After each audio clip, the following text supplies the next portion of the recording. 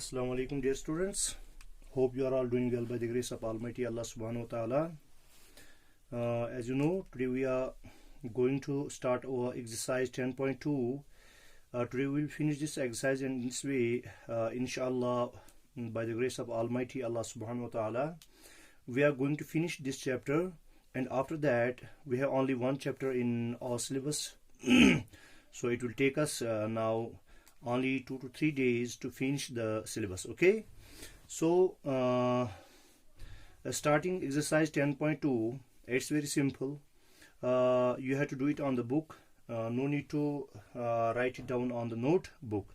Okay, तो question जो है क्वेश्चन नंबर वन जो बोलता है वो कहता है in figure 10.39 name the points that is in the interior of the angle DOF. हमारे पास एक फिगर दी गई है तो जिसमें हमारे पास 3 एंगल्स बनते हैं. तो फिगर कुछ ऐसे है, ये है फिगर.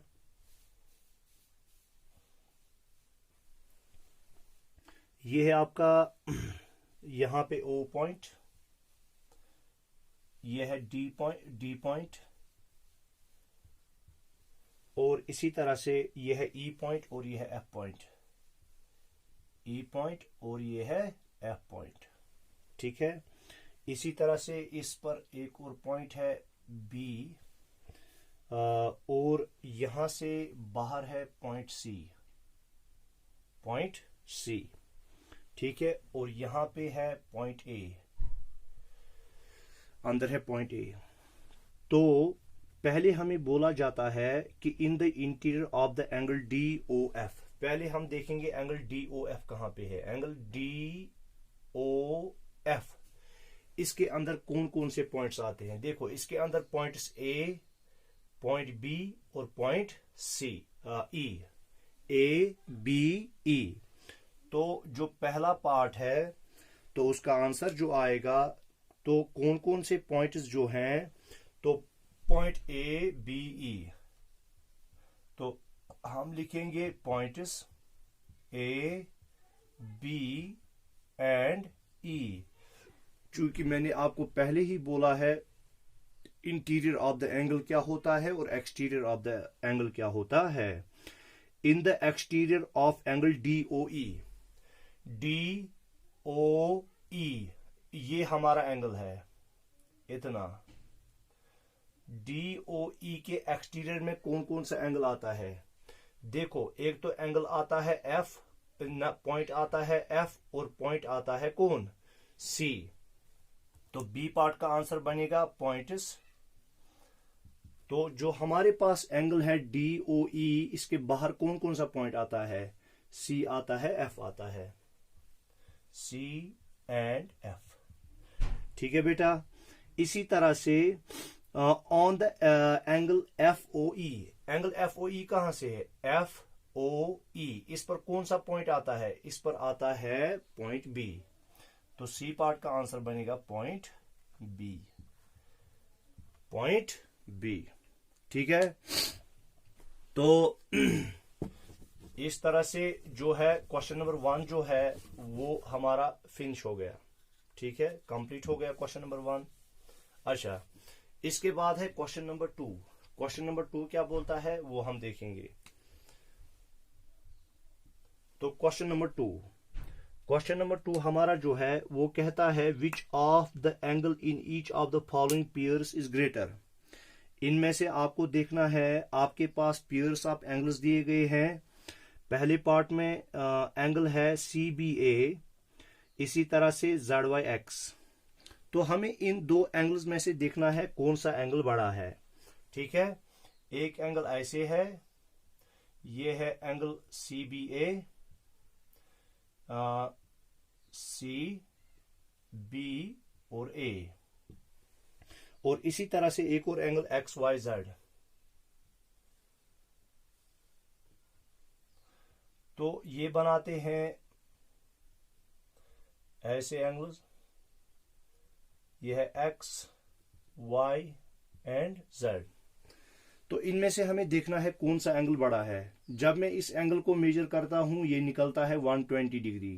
प्रोटेक्टर के जरिए से, चूंकि यहाँ पे मैं दिखा नहीं सकता, तो CBA 120 डिग्री निकलता है और XYZ जो है ये निकलता है 135 डिग्री। तो हम कहेंगे angle XYZ it's greater than angle CBA। तो ये एंगल XYZ जो है ये एंगल CBA से बड़ा है, क्योंकि इसकी जो मेजरमेंट निकलती है 120 डिग्री, इसकी मेजरमेंट निकलती है 135 डिग्री जब मैंने इसको मेजर किया। ठीक है, इसी तरह से पार्ट बी है बेटा। पार्ट बी में जो है एंगल CBA 90 डिग्री है और एंगल XYZ वो 90 डिग्री से कम है। तो हम कहेंगे angle CBA is greater than angle XYZ। B part, angle CBA is greater than angle XYZ या Z। ठीक है, इसी तरह से सी पार्ट है, एंगल CBA और एंगल XYZ। जो एंगल XYZ है वो है straight angle, that means its measurement is 180 degree, it measures 180 degree. तो CBA जो है उससे छोटा है, तो हम कहेंगे angle CBA is smaller than XYZ। Angle CBA is smaller than angle XYZ। ठीक है बेटा, आया समझ में? तो ये हमारा क्वेश्चन नंबर 2B जो है वो खत्म हो गया। क्या हो गया? खत्म हो गया। आ गया समझ में? तो इसके बाद क्वेश्चन नंबर 3 है, क्वेश्चन नंबर 3। तो क्वेश्चन नंबर 2B हमारा जो है वो खत्म हो गया। अच्छा, क्वेश्चन 3, क्वेश्चन 3 क्या कहता है? क्वेश्चन 3 हमारा है classify the following angles as acute, obtuse, right, straight और रिफ्लेक्स एंगल्स। तो मैं फिर से आपको बोलूंगा एक्यूट एंगल हम किसको कहते हैं। हालांकि मैंने ऑलरेडी पढ़ाया हुआ है, तो हम फिर से इसको पढ़ने की कोशिश करेंगे, हम फिर से इसको याद दिलाने की कोशिश करेंगे। देखो बेटा, ये जो एंगल एक्यूट एंगल होता है, एक्यूट एंगल हम उस एंगल को कहते हैं जिसका मेजरमेंट जो हो बिटवीन 0 डिग्री एंड 90 डिग्री हो। तो 0 से बड़ा और 90 से कम हो, तो उसको हम कहते हैं एक्यूट एंगल। ऑब्ट्यूज एंगल वो एंगल होता है जिसका मेजरमेंट 90 डिग्री और 180 के दरमियान हो, यानी 90 से ज्यादा और 180 से कम, उसको हम ऑब्ट्यूज एंगल कहते हैं। अच्छा, राइट एंगल किसको हम कहते हैं? राइट एंगल हो गया जिसका मेजरमेंट हो एग्जैक्टली 90 डिग्री। कितना हो? 90 डिग्री, उसको हम राइट एंगल कहते हैं। और स्ट्रेट एंगल हम उस एंगल को कहते हैं जिसका मेजरमेंट एग्जैक्टली हो 180 डिग्री। क्या हो? 180 डिग्री। और इसी तरह से रिफ्लेक्स एंगल, रिफ्लेक्स एंगल वो एंगल होता है जिसका मेजरमेंट जो है जो एंगल है वो 180 और 360 के दरमियान हो, यानी 180 से बड़ा हो और 360 से कम हो, उसको हम रिफ्लेक्स एंगल कहते हैं। तो इस हिसाब से जब हम देखते हैं पार्ट ए, पार्ट ए हमारा बनता है, जब मैं इसको मेजर करूंगा ये बनता है रिफ्लेक्स एंगल। क्या बनता है बेटा? Reflex angle. क्या बनता है? Reflex angle. पार्ट बी जो है वो बनता है स्ट्रेट एंगल। क्या बनता है? Straight angle. क्या बनता है बेटा? Straight angle. क्यों? जो पहला है ना, पहला, तो वो कुछ इस तरह से बनाया गया है, देखो इस तरह से, और एंगल जो हमारा है यहां से है, बाहर से, तो ये बिल्कुल रिफ्लेक्स एंगल है। क्या है? Reflex angle. और दूसरा जो है वो ऐसे है, यहाँ पे पॉइंट P है, तो यहाँ पे जो एंगल बनेगा स्ट्रेट एंगल यानी 180 डिग्री। क्या बनेगा? 180 डिग्री। इसी तरह से जो फिर पार्ट सी है, पार्ट सी हमारा है राइट एंगल। क्या है? Right angle. क्या है बेटा? Right angle. और पार्ट डी जो है वो है एक्यूट एंगल। क्या है? Acute angle. तो प्रोट्रैक्टर से जब आप इनको मेजर करोगे आपको इनकी एग्जैक्ट जो है वो आपको इनका मेजरमेंट निकलेगा। तो इसी तरह से पार्ट ई जो है वो ऑब्ट्यूज एंगल है, ऑब्ट्यूज एंगल। और एफ पार्ट जो है वो है ऑब्ट्यूज एंगल, वो भी ऑब्ट्यूज एंगल। ठीक है, तो इस तरह से क्वेश्चन नंबर 3 जो है खत्म हुआ। क्वेश्चन नंबर 4 हमें कहता है in the given figures measure all the angles and classify them as acute और ऑब्ट्यूज।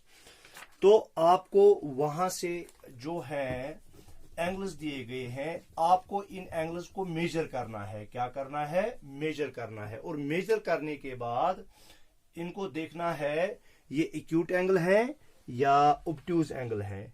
क्या है? एक्यूट एंगल है या ऑब्ट्यूज एंगल है। तो आपकी जो फिगर है वहां पे कुछ इस तरह से है। ठीक है बेटा,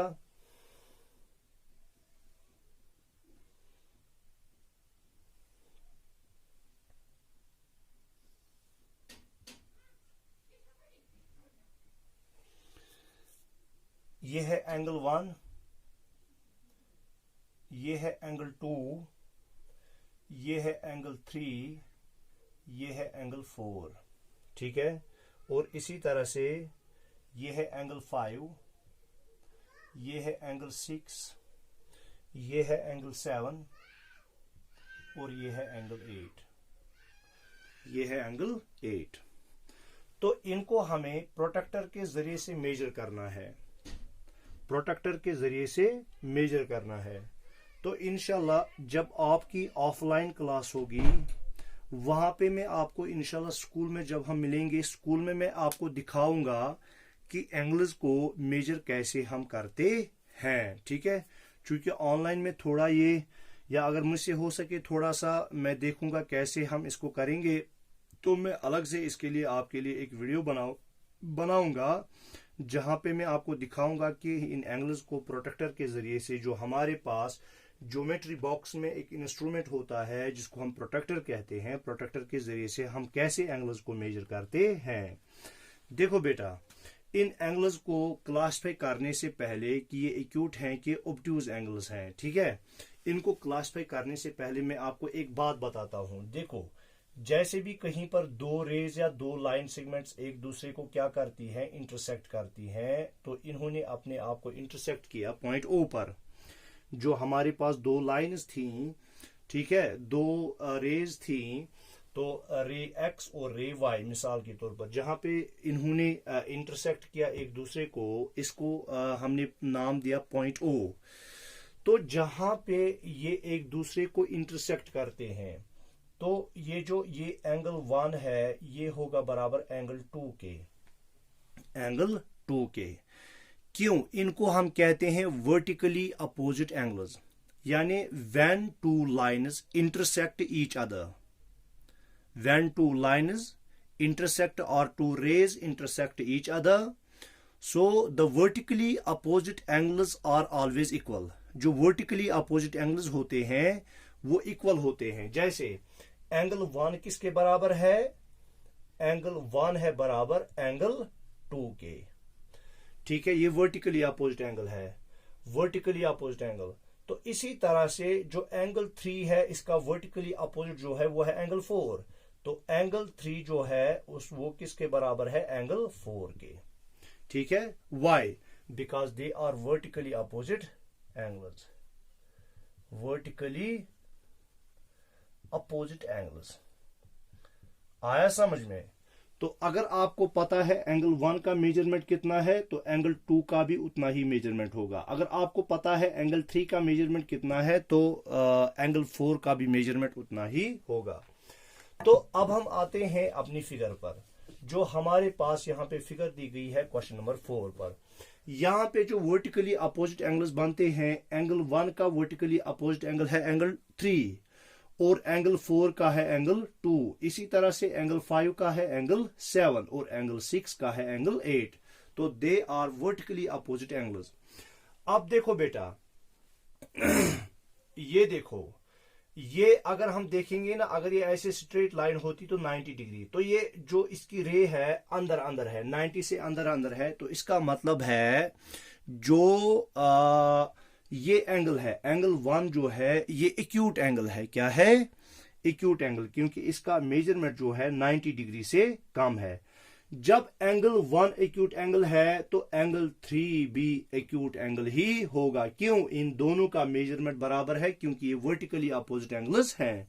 जैसे मैंने आपको बोला, जहां पे दो लाइन्स एक दूसरे को इंटरसेक्ट करती हैं, तो इंटरसेक्ट करने के बाद 4 एंगल्स बनते हैं, 1 2 3 4।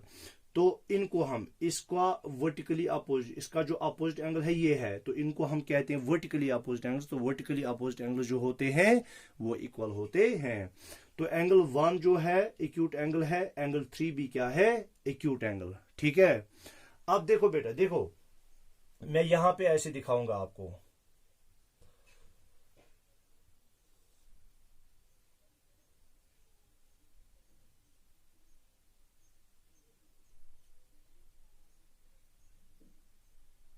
ये मानो आप, ये 90 डिग्री एंगल है। क्या है? 90 डिग्री एंगल है। ठीक है। तो ऐसे मैं इसको सॉलिड लाइन बनाऊंगा। ये आपका 90 डिग्री एंगल है। अगर आप इस आर्म को, क्योंकि इनको हम कहते हैं आर्म्स ऑफ एंगल्स, तो अगर आप इस आर्म को जो है रोटेट करेंगे अंदर की ओर, कहां की ओर रोटेट करेंगे? अंदर की ओर। आपने इसको यहां पे सपोज लाया, इस आर्म को, जो ये आर्म, इसका हम नाम रखेंगे एक्स। क्या रखेंगे? एक्स। आर्म एक्स को आपने अंदर की ओर रोटेट किया, और ये है आर्म वाई, या आप आर्म वाई को ही अंदर की ओर रोटेट कर सकते हैं। तो मैंने जो आर्म एक्स है इसको रोटेट किया अंदर की ओर, तो यहां पे 90 डिग्री था, तो जो ही हम इसको अंदर अंदर रोटेट करेंगे एंगल कम होता जाएगा, 90 डिग्री से कम होता जाएगा। तो 90 डिग्री से जो कम एंगल होगा वो कहलाएगा, क्या कहलाएगा बेटा? Acute angle. क्या कहलाएगा? Acute angle.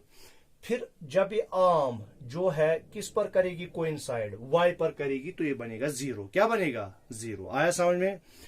इसी तरह से तो ये एक्यूट एंगल होगा। तो चूंकि ये आर्म जो है ये स्ट्रेट नहीं है बल्कि स्ट्रेट के अंदर अंदर है, तो ये एक्यूट एंगल है। ठीक है। आपको इन्हें मेजर भी करना है। अब देखो, अगर मैं इसी आर्म एक्स को जो है बाहर की ओर रोटेट करूंगा, कहां की ओर रोटेट करूंगा? बाहर की ओर। तो जो ही मैं इस आर्म एक्स को बाहर की ओर रोटेट करूंगा तो एंगल बढ़ता जाएगा। क्या? एंगल बढ़ता जाएगा। तो एंगल जो है वो बनेगा 90 डिग्री से ज्यादा। तो 90 डिग्री से ज्यादा जो एंगल है वो कहलाता है ऑब्ट्यूज एंगल। क्या कहलाता है? Obtuse angle.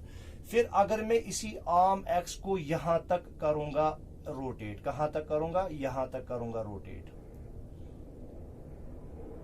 तो मैंने इसको रोटेट जो है यहां तक किया, नीचे की ओर रोटेट किया, तो यहां पे जो एंगल बनेगा वो बनेगा 180 डिग्री। तो 180 डिग्री जो है उसको हम कहते हैं स्ट्रेट एंगल। तो इसका मतलब ये हुआ, अगर आप आर्म को 90 डिग्री हम लेते हैं, 90 डिग्री एंगल है, और इस 90 डिग्री जो आर्म 90 डिग्री एंगल बनाती है, अगर हम इसको रोटेट अंदर की ओर करेंगे तो एंगल का मेजरमेंट कम होता जाएगा, वो बनेगा 90 डिग्री। और फिर जब वो आर्म के साथ कोइंसाइड करेगा, इसके ऊपर आएगी आर्म एक्स, तो वो बनेगा 0 एंगल। इसी तरह से अगर हमने इसको आर्म एक्स को बाहर की ओर रोटेट किया, जो ही हम बाहर की ओर रोटेट करेंगे इसका एंगल जो है 90 डिग्री से ज्यादा होता जाएगा, ज्यादा होता जाएगा। तो जब ये जो आर्म एक्स है जो स्ट्रेट आएगी किसके अपोजिट? आर्म वाई के, तो ये बनाएगा 90 डिग्री एंगल, यानी 180 डिग्री एंगल, जिसको हम स्ट्रेट एंगल कहते हैं। तो ये मैंने आपको समझाना था। ठीक है। तो चूंकि ये आर्म जो है ये स्ट्रेट नहीं है बल्कि अंदर की ओर है, तो एक्यूट एंगल है। तो इसका अपोजिट है एंगल 3, तो ये भी एक्यूट एंगल ही होगा, वर्टिकली अपोजिट एंगल्स हैं। फिर देखो बेटा, ये आर्म है, अगर मैं इसको ऐसे, अगर ये आर्म ऐसे होती स्ट्रेट, तो ये होती 90 डिग्री, तो ये जो रोटेट है इससे बाहर है, बाहर की ओर है, तो ये बन गया ना ऑब्ट्यूज एंगल, जो मैंने आपको अभी सिखाया। तो ये भी है ऑब्ट्यूज एंगल और ये भी है ऑब्ट्यूज एंगल, ठीक है। क्यों क्यों है बेटा? क्योंकि ये वर्टिकली अपोजिट एंगल्स हैं। तो ये एक्यूट एंगल, एक्यूट एंगल, और ये भी एक्यूट एंगल, ठीक है बेटा। और इसी तरह से अब जो ये है, अब आपको ये मेजर करनी है एंगल जो 5 है, ये तकरीबन होगा, ये आपको देखना है, तो ये कितना होगा, आप इसको मेजर करोगे, मेजर करने के बाद जो आपका एंगल 5 आएगा उतना एंगल 7 आएगा, और आपका जो एंगल 8 आएगा उतना आपका एंगल 6 आएगा। क्या आएगा? एंगल 6 आएगा। तो तकरीबन मुझे लगता है एंगल 5 जो है 90 डिग्री है, तो एंगल 7 भी 90 डिग्री होगा, एंगल 8 जो है 90 डिग्री है, तो 90 डिग्री तो नहीं होगा, ये उतना नहीं होगा, क्योंकि हमें या तो देखना है इसको एक्यूट है या ऑब्ट्यूज है। तो आप इनको चेक करना प्रोटेक्टर के जरिए से, तो फिर आप इसको लिखेंगे कि ये कौन से एंगल्स हैं, ठीक है। हो गया हमारा क्वेश्चन 4 भी खत्म। तो उसके बाद है question number 5। Question number 5, question number 5, name the following as acute, obtuse, right, straight और रिफ्लेक्स एंगल। आपको एंगल्स की मेजरमेंट्स वहीं से दी गई है। क्या दी गई है? वहीं से दी गई है। आपको इन्हें क्या करना है, इनको आइडेंटिफाई करना है। ये एक्यूट एंगल है, राइट एंगल है, ऑब्ट्यूज एंगल है, स्ट्रेट एंगल है या रिफ्लेक्स एंगल है। अगर पार्ट ए हम लेते हैं 72 डिग्री, तो 0 से बड़ा 90 से कम, तो वो कौन सा एंगल होता है? Acute angle. क्या होता है बेटा? एक्यूट एंगल, है ना। 72 डिग्री एक्यूट एंगल, ठीक है।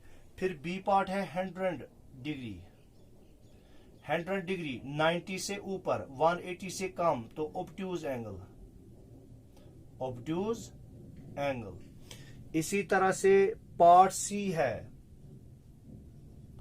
90 डिग्री, तो ये कहलाता है राइट एंगल। क्या कहलाता है बेटा?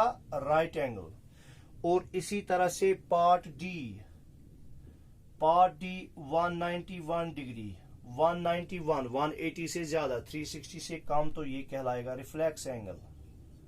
क्या कहलाएगा? रिफ्लेक्स एंगल, ठीक है। इसी तरह से आप बाकी करेंगे, 35 डिग्री है, 180 डिग्री है। एफ पार्ट में दिखाऊंगा, 180 डिग्री जो होता है ये होता है स्ट्रेट एंगल। क्या होता है? Straight angle. तो हमने बहरहाल ये पढ़ा है सब कुछ, तो आप जो है इसको करेंगे। तो उसके बाद है क्वेश्चन नंबर 6।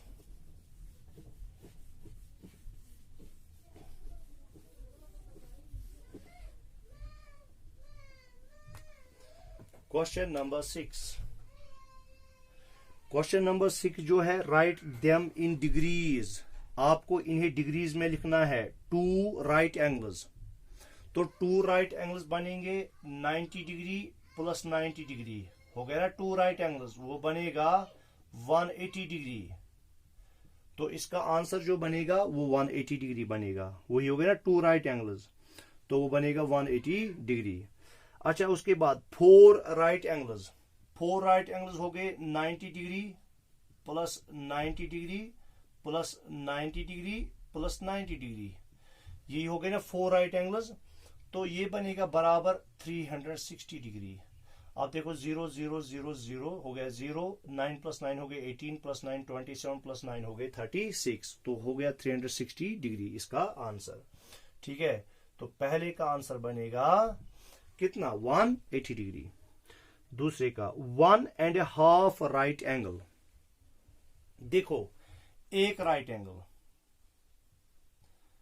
और 1.5 राइट एंगल, और दूसरा होगा half right angle, 90 divide by 2, 90 divide by 2, तो 2 1 आर 2, 245 आर। समझ में आ गया? वही हो गया ना 1.5। तो 1.5 जब आप करोगे तो 90 प्लस 45 ये बनेगा कुल, तो वही हो गया 90 डिग्री, एंड हाफ, 90 का हाफ बनेगा 45 डिग्री, क्योंकि 45 हो गए 90, तो इज इक्वल टू बनेगा ये 135 डिग्री। कितना बनेगा? 135 डिग्री। वही हो गया ना 1.5 right angle. 1 right angle complete है और दूसरा उसका हाफ है, तो प्लस हो गया 45। अच्छा सी पार्ट है, अच्छा डी पार्ट है 5/9 राइट एंगल्स। 5/9 right angles. तो आपके जो है 5/9 राइट एंगल्स हैं, तो राइट एंगल चूंकि 90 डिग्री है, ठीक है 90 डिग्री है, ठीक है इसको वापस ले जाओ, ठीक है बेटा। तो क्या है बेटा ये 5/9 राइट एंगल्स, जो आपके पास 5/9 राइट एंगल्स हैं, ठीक है वो क्या होगा?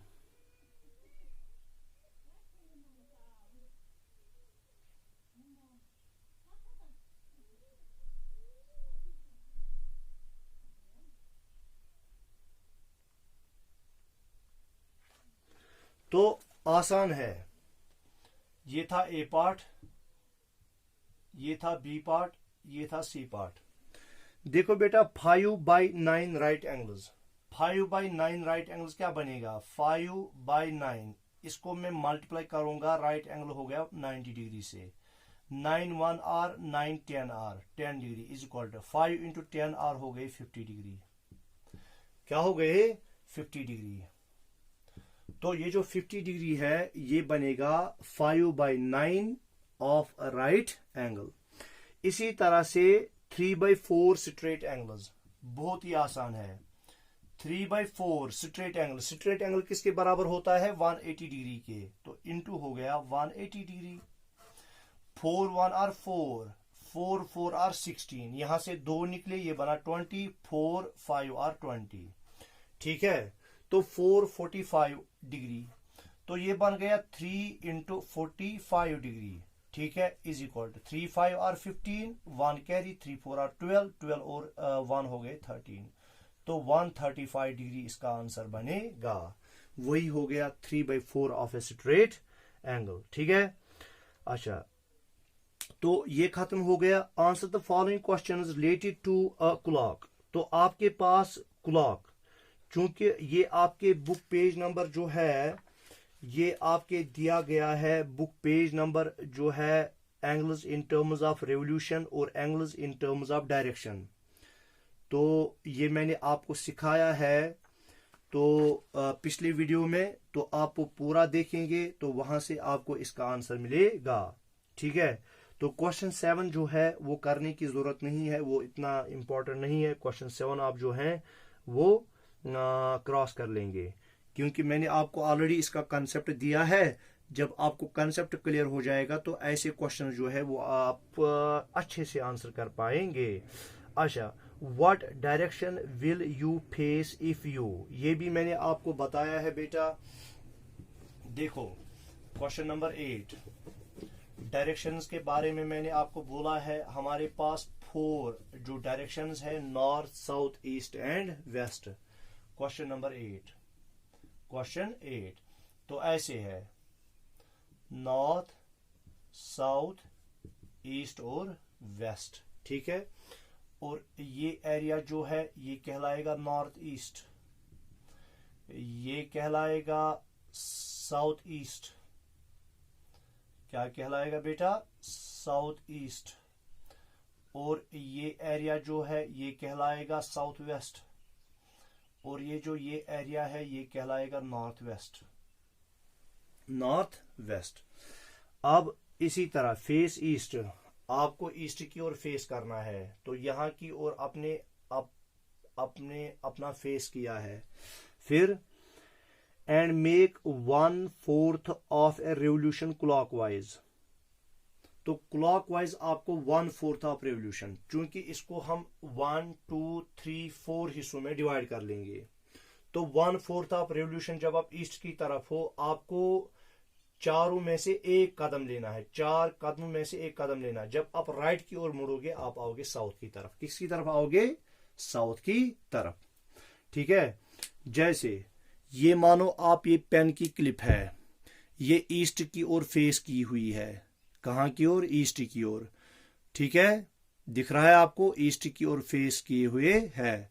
तो जब आप इसको राइट की ओर 1/4 आप रेवोल्यूशन करेंगे तो ऐसे एक कदम, अब ये कहां की ओर आई? साउथ की ओर। अब ये क्लिप जो है यहां है आगे, तो साउथ की ओर। ठीक है, तो इसी तरह से जो बी पार्ट है, फेस साउथ एंड मेक 3/4, आपको साउथ की तरफ फेस करना है। और 3/4 का मतलब हो गया 4, जो इसकी ये बनती है 4 हिस्से, 1 2 3 4, एक नॉर्थ और ईस्ट के दरमियान, साउथ और ईस्ट और साउथ के दरमियान, साउथ और वेस्ट के दरमियान, और वेस्ट और नॉर्थ के दरमियान। ठीक है, जो 4 इसकी ये बनती है, 4 पार्ट्स बनते हैं। इन 4 पार्ट्स में मैंने पहले साउथ की तरफ फेस करना है, फिर मैंने 3 टर्न्स लेने हैं किसकी ओर? Face south and make 3/4 of a revolution anti clockwise. देखो, क्लॉकवाइज हो गया जब आप अपने राइट साइड की ओर, जब आप घड़ी देखते हो तो घड़ी में क्या है, जो उसकी सुइयां होती हैं, चाहे मिनट हैंड हो या सेकंड हैंड हो या आवर हैंड हो, वो राइट साइड की ओर ऐसे मूव करती रहती है, उसको हम कहते हैं क्लॉकवाइज। अगर हम उसके उल्टा करेंगे ऐसे लेफ्ट साइड की ओर, तो हम कहेंगे एंटी क्लॉकवाइज है। क्यों? जब आप क्लॉक के सामने खड़े हो जाते हो, तो आप क्लॉक के सामने खड़े हो गए, तो अगर हम सेकंड हैंड लेंगे तो सेकंड हैंड ऐसे मूव करता है। अगर ये यहाँ पे 12 है, ये 6 है, ये 3 है और ये 9 है, तो वो सेकंड हैंड जो है इस डायरेक्शन में क्या करता है? इस डायरेक्शन में मूव करता है। तो जब आप इसको फेस किए हुए हो तो ये राइट डायरेक्शन की ओर जो है मूव करता है सेकंड हैंड। ठीक है, फिर इस तरह से इसको हम कहते हैं क्लॉकवाइज। क्या कहते हैं? क्लॉकवाइज। अगर इस तरह से ये मूव करे तो इसको हम कहेंगे एंटी क्लॉकवाइज। यानी आप क्लॉक को फेस किए हुए हो और जो आपका सेकंड हैंड है वो मूव कर रहा है आपके लेफ्ट साइड की ओर। ठीक है, उसको हम कहेंगे एंटी क्लॉकवाइज। देखो बेटा, तो ये मैंने माना कि ये जो है ये साउथ डायरेक्शन की ओर फेस किए हुए है। ठीक है, क्योंकि इसकी क्लिप आगे है, मैंने माना ये साउथ डायरेक्शन की ओर है। तो अब आपको एंटी क्लॉकवाइज, यानी क्लॉकवाइज नहीं, एंटी क्लॉकवाइज 4 स्टेप्स लेने हैं।